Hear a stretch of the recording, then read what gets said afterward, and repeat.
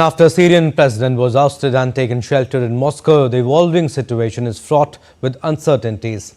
While this may trigger a power struggle in different regions of the country, its relation to the wider Middle East and the outer world is also uncertain.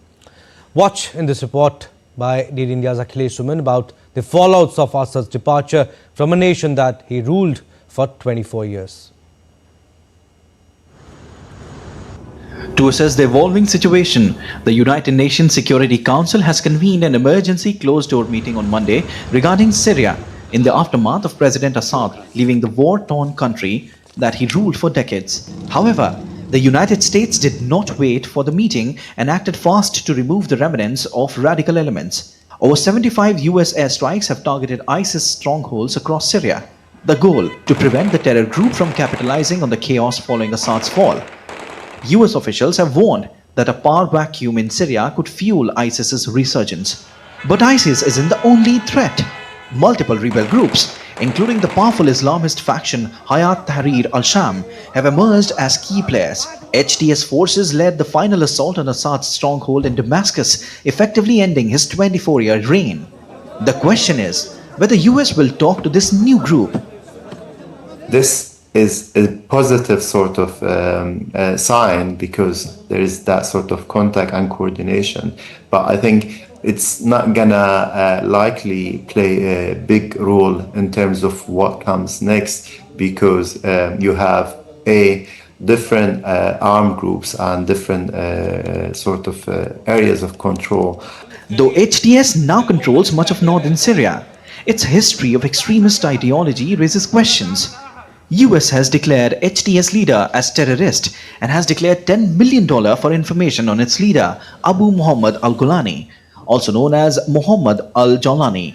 Despite public promises to respect minorities like Christians and Druze, skeptics doubt the group's commitment to tolerance, let alone democracy. It has tried to assure minorities living there, Christians, other religious minorities, for them to have a role and to not be persecuted. Meanwhile, Israel has launched targeted airstrikes, reportedly destroying weapons depots in Damascus. Israeli officials fear Syria could become a launchpad for hostile forces near its borders. Israelis does not want the weapons fall in smaller groups in Syria and create problems. Iranians, who have always been supporting Assad, is wary of the situation in Syria now. They say, we'll watch the behavior of the group that takes hold of power in Damascus. Our interaction with them will depend on their behavior. What policy will they adopt against the Islamic Republic of Iran? What policy will they have against the Syrian Shiites? What will be the distance between them and the Zionist regime? With Syria's future hanging in the balance, global powers remain worried. The central question is whether Syria's next government be a democratic state embracing diversity or an Islamist regime enforcing strict religious rule, continuing the conflict in the region. Akhilesh Suman's report for DT India.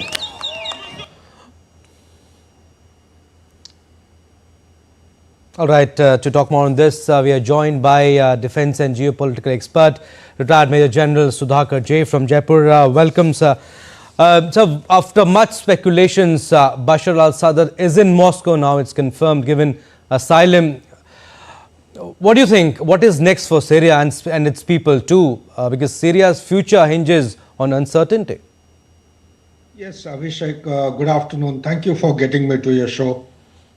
As regards your question, all I would say at this juncture is that we need to keep our fingers crossed till 20th of January.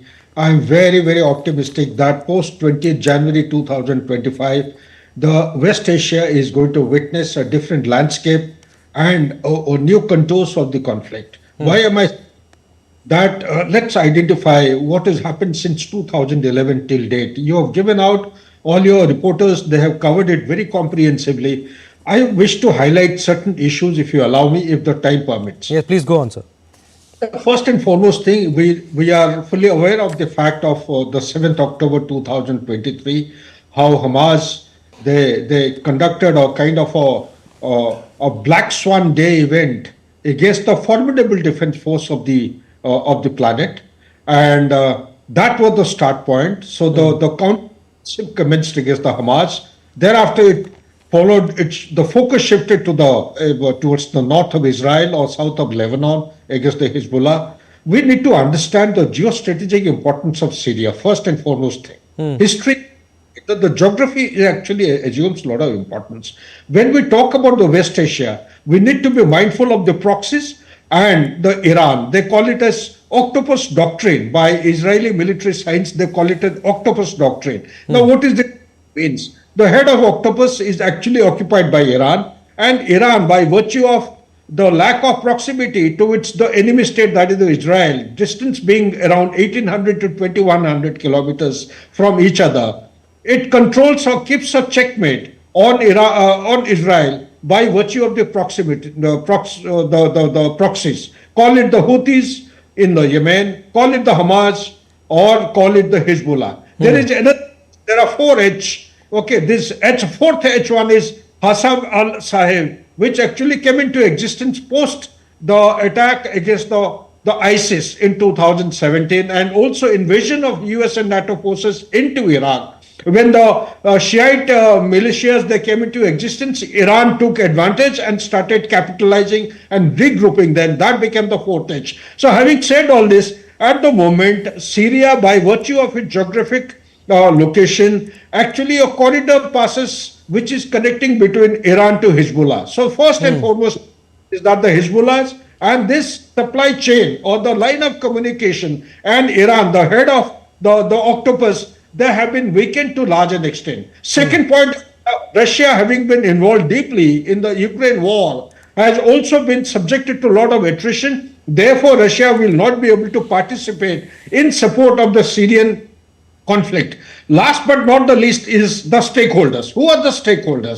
The stakeholders is the first one is the Assad, whom now you've just disclosed that he is safe in asylum in Russia, that is in Moscow. That is called as the regime. The second component, which is called as the YPG or the People's Protection Force, what does it involve? The People's Protection Force are nothing but the Kurdish militias who are willy-nilly into a form of a detau with the regime, and they have been supporting each other, not targeting each other. The third and most important one is the STS, which is called as the Hayat Tahrir al-Sham. It is headed by Mohammed al-Julani. Right. Once when USA was there in Iraq and operating in Afghanistan way back in 2003, he was a member of Al-Qaeda. Having fallen apart with Al-Qaeda, it is actually moved to Syria. He is the head of the militia or the militant groups. Right. Now taking care of Idlib.